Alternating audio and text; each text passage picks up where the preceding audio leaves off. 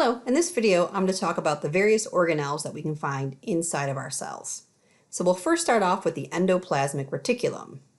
So the endoplasmic reticulum is a network of phospholipid bilayers in the cytoplasm.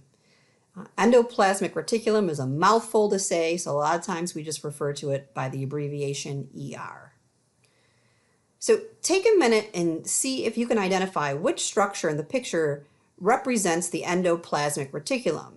If it's a channel of compartments made of a phospholipid bilayer. So look for something that looks like a channel of compartments. If you said number 5 or number 8, you're correct. Those are both representations of the endoplasmic reticulum. 6 looks a lot like those two, and it is actually very similar, but number 6 is something called the Golgi apparatus. There's two types of ER, rough ER and smooth ER.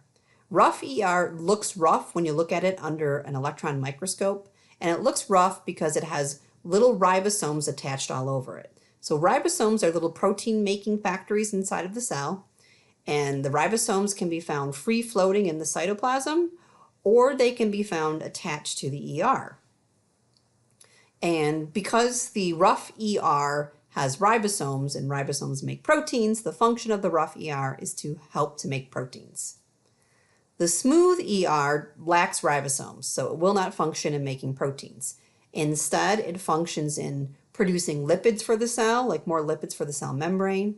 It also can serve as a calcium storage area, which is really important for our muscles. And it is also important for the process of detoxification. Our cells produce toxins, and toxins do enter our cells. And in order to render these toxins less toxic, our smooth ER will modify these compounds and make them a little bit healthier for our cells. So the Golgi is a separate organelle from the endoplasmic reticulum.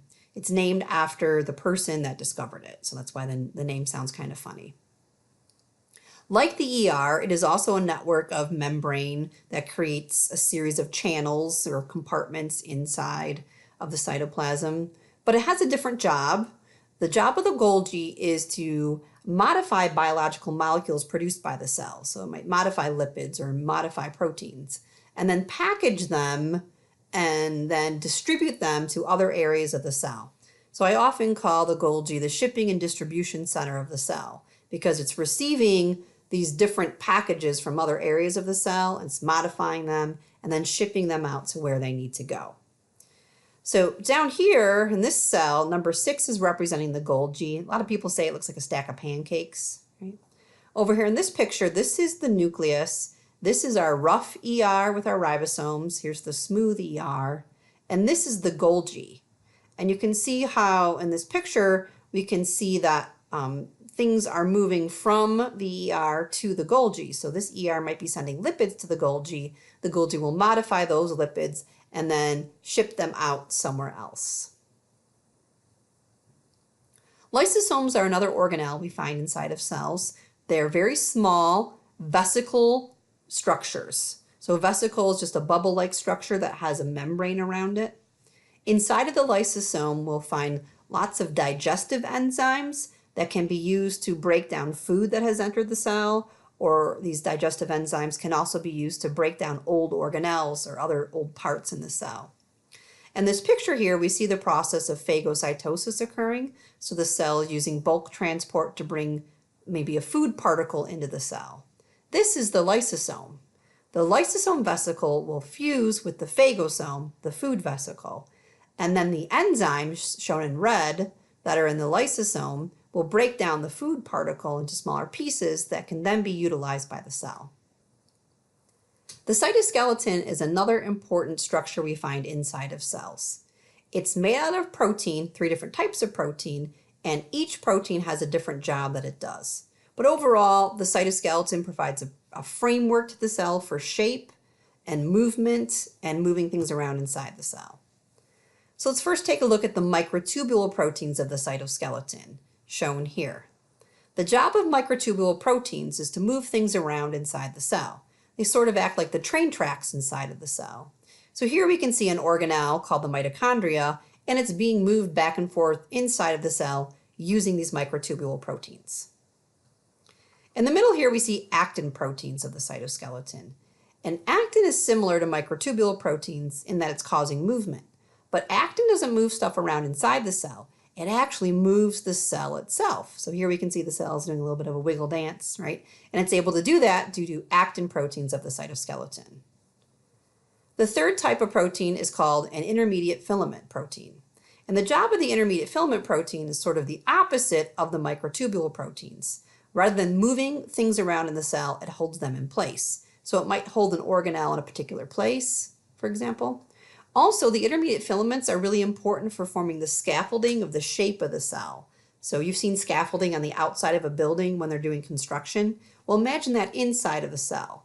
And that scaffolding inside the cell is made of intermediate filament proteins. Another important organelle in the cell is called the mitochondria. Mitochondria are often called the powerhouse of the cell because they make the ATP energy for the cell. Right? I've heard them called the mighty, mighty mitochondria for that reason. One of the things I think is so interesting about mitochondria is not only that they make ATP, but how our cells actually got mitochondria in the first place. So there's a very interesting evolutionary history to mitochondria. Mitochondria used to be bacteria. Right? So in this picture down at the bottom of the screen, we can see a primitive eukaryotic cell. It has a nucleus, but it doesn't have any mitochondria yet. And here we can see a little bacterium. And the primitive eukaryotic cell eats the bacterium for lunch. Yummy, delicious bacteria for lunch, right? But then the cell says, wait a minute, this is interesting. My food is actually making ATP. Why would I digest it? I'm going to keep it like a little pet and let it sit here and make ATP for me. And I'm going to name it mitochondria. And that's the basics to how cells got mitochondria. If you know anything about plants and chloroplasts, this is how chloroplasts evolved too. And there's a lot of evidence that mitochondria are related to bacteria. They both have a double membrane, they have their own ribosomes, they have their own circular DNA, but it's just sort of a little interesting story. The function of mitochondria is to make ATP. And they are able to do this because they contain metabolic enzymes that are able to transfer energy from our food molecules like glucose to make ATP. We call this process aerobic respiration. So a lot of times students will ask me, why don't we just use our food like glucose and proteins directly for energy? I don't have a really good reason for that other than to say that our cells don't have the enzymatic machinery to do that. We did not evolve the ability to use glucose directly for energy. We did not evolve the ability to use light directly for energy, right? This is the pathway that evolved, so this is what our cells use. Right? So basically you can think of glucose in our food as being like gold bars and ATP is like a dollar bill. Glucose and proteins have energy inside of them, just like gold bars have monetary value. But you can't use glucose and proteins directly for energy, just like you can't use gold bars as dollar bills when you go to Starbucks, right? You have to convert the information from one form to another. You have to convert the energy from glucose to the energy of ATP. So the process of aerobic respiration. Aerobic means in air, meaning it requires oxygen, right? And obviously respiration is tied to oxygen too.